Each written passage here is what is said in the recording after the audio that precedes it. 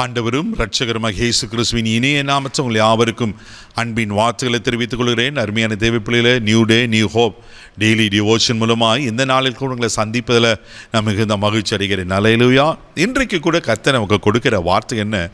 1 சாமுவேலின் புஸ்தகம் 7ஆம் அதிகாரம் 12ஆம் வசனம் கூட வாசிக்க கேட்போம். அப்பொழுது சாமுவேல் ஒரு கல்லை எடுத்து மிஸ்பாவுக்கும் சேனுக்கும் நடுவே நிறுத்தி, இம்மட்டும் கர்த்தர் எங்களுக்கு உதவி செய்தார் என்று சொல்லி அதற்கு எபனேசர் என்று பெயரிட்டான். பாருங்க, இம்மட்டும் கர்த்தர் எங்களுக்கு உதவி செய்தார் என்று சொல்லி அதற்கு எபனேசர் என்று பெயரிடுகிறார்.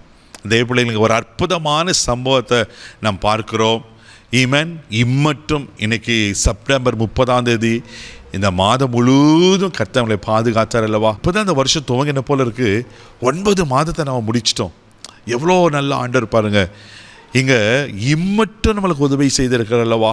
இந்த 9 மாதங்கள் மாத்திரம் இல்லை, யோசித்து பாருங்க, நம்ம வாழ்நாள் முழுவதும் கர்த்தர் நம்மளுக்கு எவ்வளோ போதுமானவராக இருக்கிறார். அவர் எபனேசர். இதுவெல்லாம் உதவி செய்த கர்த்தர் இனியும் உங்களை உதவி செய்வார். சோர்ந்து போகாதீங்க. இந்த வருஷம் எப்படி முடியுமோ, துவங்கும் போது எப்படி இருக்குமோன்னு யோசித்தீங்க.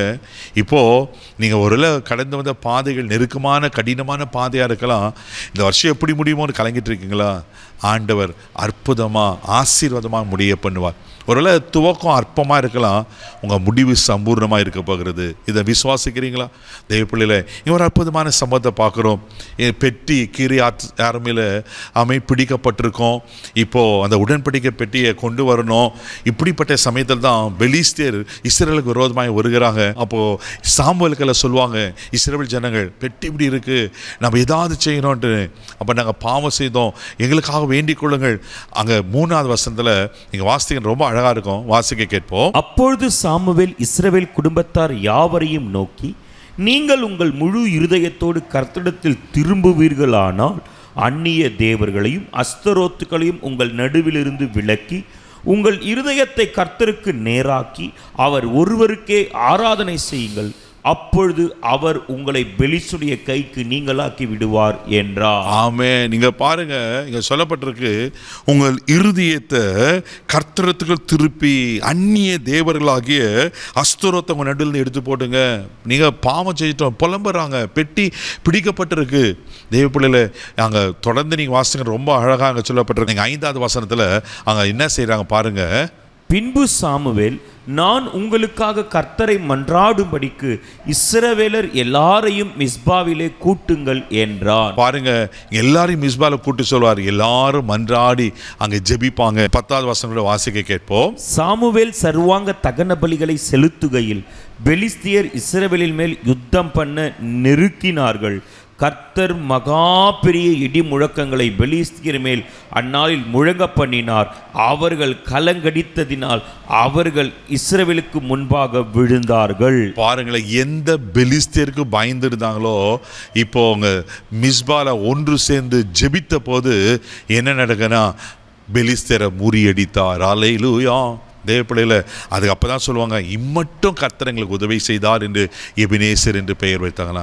ஒருவேளை கடந்த மாதங்களில் கடந்த நாட்களில் பெலிஸ்தீனை போல எந்த காரியங்களுக்கு விரோதமாக இருந்தது, எப்படியாப்பட்ட தீமையை அனுபவிச்சிருந்தீங்க, பயப்படாதீங்க. இதுவரையிலும் உதவி செய்த ஆண்டவர் இனி உங்களை நடத்த உண்மையில் இருக்கிறார்.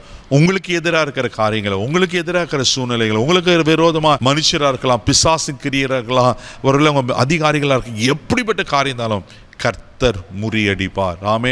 நாளை தினத்தில் ஒரு புதிய மாதத்துக்குள்ளே போக போகிறோம். அந்த புதிய மாதம் ஆண்டவர் உங்களை ஆசீர்வதிக்கிற மாதமாக, நன்மையின் மாதமாக இருக்க போகிறது. இதை நம்புங்க. எபினேசர் உதவி செய்த ஆண்டவர் இனி உங்களுக்கு உதவி செய்வார். கண்களை மூடி நம்ம ஜெபிக்கலாம். அன்பு தகப்பனே, எபினேசரே உமக்கு ஸ்தோத்திரம். ஆண்டவரே, இம்மட்டும் உதவி செய்த கர்த்தர், ஆண்டவரே உமக்கு ஸ்தோத்திரம். யாரெல்லாம் எதிராக இருந்தாங்களோ அதில் முறியடித்த கர்த்தர், இன்றைக்கு கூட இயேசுவின் நாமத்தில் நான் ஜெபம் பண்ணுறேன்ப்பா. ஆண்டவரே உமக்கு நன்றி. அற்புதங்களை செய்யுங்க, இவளை ஆசீர்வதிங்கப்பா. அப்பா உமக்கு நன்றி. எபினேசராய் கூட இருந்து எங்களை நடத்தும்படியாய் ஜெபிக்கிறோம். கிருபைக்கு ஒப்பு கொடுக்கிறோம். நாள் முழுவதும் கரம் எடுத்து நடத்தும் இயேசுவின் மூலம் ஜெபம் கேளும் பிதாவே.